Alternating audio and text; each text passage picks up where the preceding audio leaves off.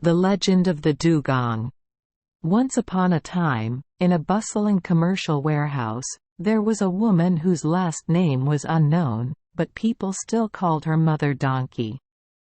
Mother Donkey pretended to be in business on the outside to tempt rich merchants to defraud them of their wealth. Thanks to that, Donkey Mother soon became rich and owned a large store. Every time a large merchant boat owner arrives at the dock, Mother Lua is informed immediately and rushes to the boat to pay for the goods at a very high price so that no one will compete. Mother Donkey cleverly extended the days and hours of trading, then politely invited the merchant ship owner to her house, and she treated him warmly. After creating intimate feelings, Mother Lua presented a bunch of bananas and a monkey cast entirely in pure gold for the guests to see. This precious object is as big as real food and is intricately and beautifully carved, making guests admire and praise the owner's wealth and character. At night, Mother Lua ordered her confidant to secretly carry the turtle and a bunch of yellow bananas under the merchant's boat, and then the next morning, she forced the guests to steal it. The guest sincerely and persistently objected to the false accusations against him. Mother Dawn's cunning new trap and challenge. If there is clear evidence that the guest has stolen, all the wealth, including the boat and goods, will belong to her and the guest will have to live as a servant forever. Life. On the contrary, all of Donkey Mother's assets will go to the guest and she will have to be the guest's servant for life. Thinking he was honest, the customer accepted the challenge and did the paperwork right in front of the authorities who had been invited by Lua's mother.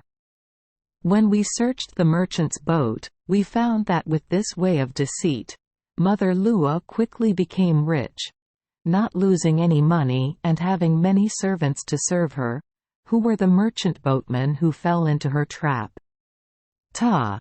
The final victim resigned himself to his unfortunate fate, but secretly sought escape. He secretly wrote a letter to his wife, telling him all about being deceived, losing his entire career, being entangled in slavery, and begged her to help him and avenge him. The customer gave the letter to a confidant boatmate to take back to his family. The wife received her husband's letter, knew the end of the story, had money ready, immediately bought a large boat filled with goods, and sailed straight to the mouth of Mother Lua's lake. Among the workers on the boat, the wife brought along a silversmith with all the tools. When the boat docked, Mother Lua quickly came to visit as she did on rich merchant ships. At Lua's mother's warm invitation, the new guest accepted to come to her house, admired the turtle and the golden bunch of bananas, and then left. At night, Mother Lua asked some talented swimmers to secretly bring a turtle and a bunch of golden bananas to the passenger boat. People already knew, so they should be careful and see everything clearly, but just leave it alone and let Lua's mother carry out her evil plans.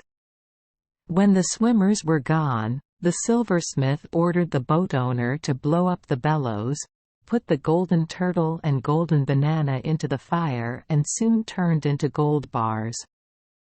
The next morning, just after dawn, Mother Lua got off the boat and loudly called out to the female owner, blaming her for taking advantage of her hospitality and trust to take away the golden turtle and bunch of bananas she had shown her. The woman who owned the merchant boat protested, but Mother Lua brought up the old challenge and both sides pledged in front of the authorities. When searching under the boat, Mother Lua was surprised that she could not find the golden turtle and yellow banana. Donkey Mother did not expect to fall into the trap that she had set, and in turn had to become a servant. According to the commitment documents, all of Donkey Mother's assets belonged to the boat owner. She freed us all and brought a portion of the new wealth to be distributed to the poor. After loading Donkey Mother's gold and silver onto the boat, she and her husband sailed back to the country, not forgetting to bring along Lua's mother, who was her servant. As soon as the boat left the seaport, Donkey Mother thought she regretted losing all her wealth after deceiving her for so long. Received from everyone, so he jumped headfirst into the sea. Before dying, Donkey Mother raised her head several times above the water to look at the boat carrying her property, breathing out words of regret. After she died, Donkey Mother transformed into a dugong, also known as a fish. Mammal, often raises its head above the water to look at the boats passing by as if looking to see which boat has carried away its wealth, and then exhales and groans. Thank you for joining us for today's fairy tale. We hope these stories bring joy and meaning to your day. If you love our channel, please hit the subscribe button so you won't miss any exciting tales. Wishing you a good night and sweet dreams. See you in the next story.